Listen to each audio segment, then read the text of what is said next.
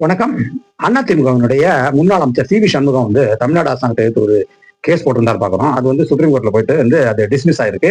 Dismiss மட்டும் இல்ல, கூடவே அதுக்கு ஒரு 10 லட்ச ரூபா அபராதமும் விதிச்சிருக்காங்க அப்படிங்கிறத பார்க்குறோம். அதாவது நீங்கள் உங்களுடைய அரசியல் சண்டைகளை வந்து அரசியல் களத்துல வேணா போட்டுங்க. ஒன்னான இந்த கோர்ட்டோட நேரத்தை வந்து இதுக்கெல்லாம் செலவு பண்ணக்கூடாது நீங்க. அதுக்கு உங்களுக்கு அதுக்கு தண்டனை தான் இந்த 10 லட்சம் அபராதம் அப்படின்னு சொல்லி அபராதம் போட்டு தீர்ப்பை வந்து டிஸ்மிஸ் பண்ணிட்டாங்க. இது வழக்க அவங்க மனுவை தள்ளுபடி பண்ணிட்டாங்க அப்படிங்கிறத பார்க்குறோம்.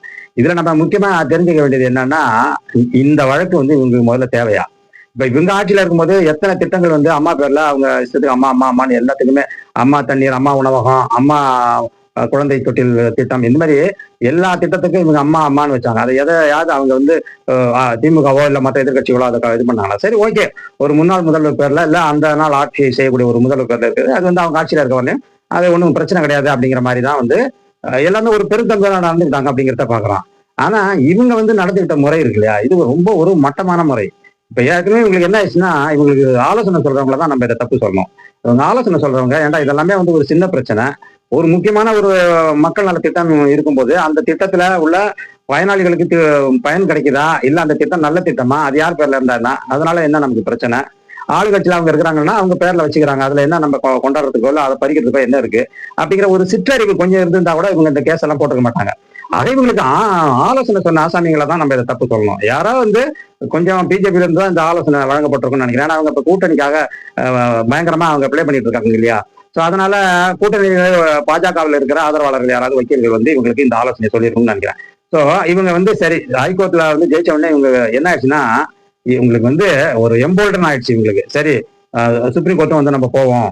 ஆக இவங்க போல ஆக்சுவலி இங்க ஜெயிச்சுட்டாங்க. உயர்நீதிமன்றத்துல வந்து அதிமுக வந்து ஜெயிச்சிருச்சு. ஆளுங்கட்சி தான் அதை எதிர்த்து சுப்ரீம் கோர்ட்ல போனாங்க அப்படிங்கிறத பாக்குறோம். அங்க போய் வந்து மிக தெளிவாக தலைமை நீதிபதியினுடைய பெஞ்ச் இது அதுதான் முக்கியமா பார்க்கப்படுது. ஏன்னா அவர் மிக தெளிவா சொல்லிட்டாரு இதை டிஸ்மிஸ் பண்ணும்போது. என்ன நினைச்சிட்டு இருக்கீங்க, ஒரு ஏற்கனவே ஒரு திட்டம் இருக்கு, அந்த திட்டத்துல ஒரு ஒரு உட்பிரிவுக்கு இந்த ஒரு பேரை வைக்கிறாங்க, இல்ல அதை கொஞ்சம் அதே திட்டத்தை கொஞ்சம் மாற்றி அமைச்சு பேரை மட்டும் ஸ்டாலின் வைக்கிறாங்க. அதுல உங்களுக்கு என்ன மிகப்பெரிய பிரச்சனை? திட்டத்தையே அப்ப இதுக்காக நீங்க தடை பண்ண சொல்றீங்களா? இது வந்து இது எந்த வகையில நியாயம்? வெறும் பேரை மட்டும் மாற்ற சொல்லி இவங்க சொல்ல ஏடிஎம்கே இவங்க சொன்னது வந்து பேர் மாத்தணுங்கிற பேர்ல அந்த திட்டத்தையே வந்து ஏன்னா அந்த திட்டம் வந்து மக்களை தேடி மருத்துவங்கிற ஒரு அந்த ஸ்கீமுக்கு உள்ளார் தான் எதுவும் வருது.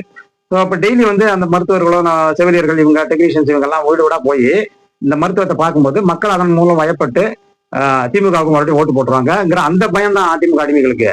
மற்றபடி இந்த திட்டம் நல்லா இருந்தா என்ன, நல்லா இல்லைன்னா அவங்களுக்கு அதை பத்தி எல்லாம் என்ன பிரச்சனை? அதை பத்தி அவங்க என்னைக்குமே பாதர் பண்ணது கிடையாது.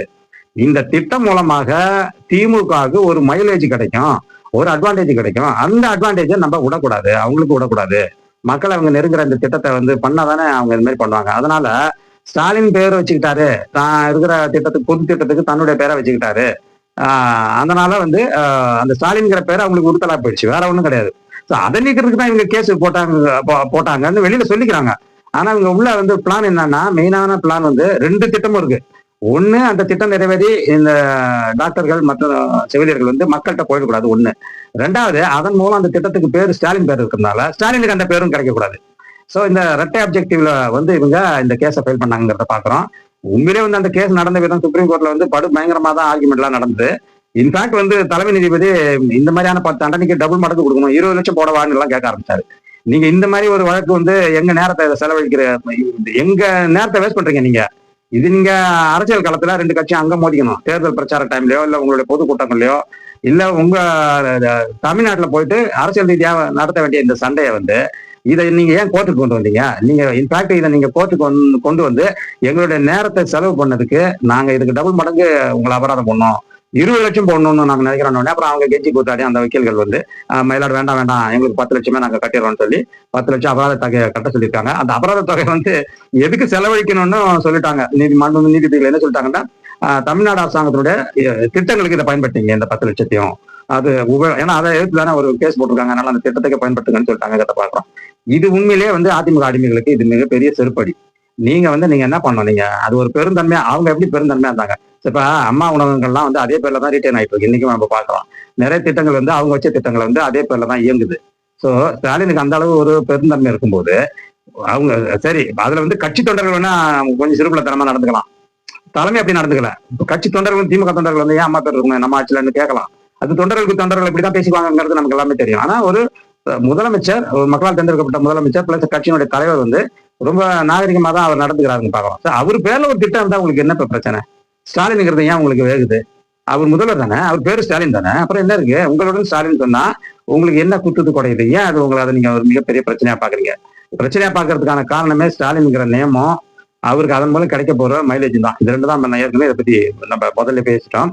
இப்ப அடுத்ததுனுடைய இந்த அம்சம் வந்து இது எங்க கொண்டு போயிருக்குன்னா, அதிமுக அடிமைகளை வந்து இந்த தீர்ப்பை கேட்டோடனே அவங்க என்ன நினைச்சாங்கன்னா, ஹைகோர்ட்ல மாதிரியே அங்கேயும் கொஞ்சம் தங்களுக்கு சாதகமான அல்லது வந்து இந்த திட்டமே வந்து கேன்சல் ஆயிடும், அதன் மூலம் ஸ்டாலின்ங்கிற பேர் மக்கள் மத்தியில போகாது, நம்ம இதை வந்து இதுல ஜெயிச்சோம்னா எலெக்ஷன் ஸ்ட்ராட்டஜில இதையும் ஒரு பகுதியா கொண்டு வந்து பிரச்சாரம் பண்ணலாம். அங்க பாரு, நாங்க வந்து போட்டோம், கோட்டையை ஒத்துச்சு பாரு, ஸ்டாலின் பேர் இருக்கக்கூடாதுன்னு. ஆக வந்து கோர்ட்டுக்கே பிடிக்கல இந்த திட்டம் ஸ்டாலின் பேர்ல இயங்குறது, இல்ல கோர்ட்டே வந்து இந்த ஆட்சிக்கு எதிராக தான் இருக்கு அப்படிங்கிற மாதிரி ஒரு நெரேட்டிவ் செட் பண்ணலான்ட்டு தான் இவங்க ஐடியா. அது ஒண்ணு. ரெண்டாவது வந்து வரப்போற தேர்தல் பிரச்சாரத்துல இந்த இஷ்யூவை வந்து மிகப்பெரிய அளவுல வந்து பிரச்சாரம் பண்ணி அதன் மூலம் தங்களுக்கு ஓட்டு சேகரிக்கிறதுக்கு ரெண்டாவது யுத்தி. மூணாவது யுத்தி, நான் சொன்ன மாதிரி மக்கள் மத்தியில திமுகவும் திமுக திட்டங்களும் நெருங்காத மாதிரி பார்த்துக்கிட்டு, அதாவது திட்டங்கள் வந்து மக்களுக்கு கிட்ட போய் நெருங்கினா தானே அவங்க அதற்கு பதில் அடிக்கிற மாதிரி ஒரு பிரச்சாரம் பண்ணி அதை ஓட்டா கன்வெர்ட் பண்ண முடியும். ஸோ அந்த லெவலுக்கு நம்ம இதை விடாம பந்தை வந்து நம்ம கைக்குள்ளேயே வச்சுக்கிட்டு நம்ம விளையாடலாம் அப்படிங்கிறதான் அதிமுகவினுடைய திட்டம், எடப்பாடியோட திட்டம். அது வந்து அவர் தான் சி வி சண்முகத்தை தூண்டி விட்டு நீங்க இந்த மாதிரி கேஸ் போடுங்கன்னு சொல்லி சொன்னது. ஆக இந்த கேஸினுடைய முடிவில் அடிமைகளுக்கு ஒரு உண்மை புரிய வேண்டும். மக்களுக்கான திட்டங்களை வந்து திட்டங்கள் பேர்ல அலோவ் பண்ணிடுங்க. அது மக்களுக்கு ஒரு சில நன்மையை செய்யுதுன்னா அந்த திட்டம் அப்படியே இருந்தா என்ன, யார் பேர்ல இருந்தா என்ன இல்லாதவங்க பேர்லயா இருக்குது? அவங்க ஆட்சியில இருக்காங்க, அவங்க ஆட்சியில முடிகிற வரையும் அவங்களுடைய தலைவர்கள் பேரோ அவங்க பேரோ தான் வச்சுக்குவாங்க. இது இயல்பு தானே, இது ஏற்கனவே உச்சநீதிமன்ற வழிகாட்டுதல்லாம் இருக்கு. அதை வந்து அதையும் மீறி அதுல ஏதாவது ஒரு மைலேஜ் பண்ணலாமா அப்படிங்கிற மாதிரி அந்த ஒரு கெட்ட எண்ணத்துல ஒரு கெட்ட நோக்கத்தோட வந்து நீங்க கோர்ட் அனுப்புனீங்கன்னா கோர்ட் என்ன பண்ணும்? கோர்ட் வந்து அந்த திட்டம் நல்லா இல்லையாங்கிறத மட்டும்தான் பார்க்கும். அது பேர்ல இருந்தா இறந்து போன தலைவர்கள் பேர்லயும் வைக்கலாம், இல்ல இருக்கிறவங்க பேர்லயும் வைக்கலாம். அது அவங்க ஆட்சி அளவு தேர்ந்தெடுக்கப்பட்ட ஆட்சியாளருடைய பிராகட்டிவ். அதுல வந்து கோர்ட்டு எப்போதுமே தலையிட்டது கிடையாது.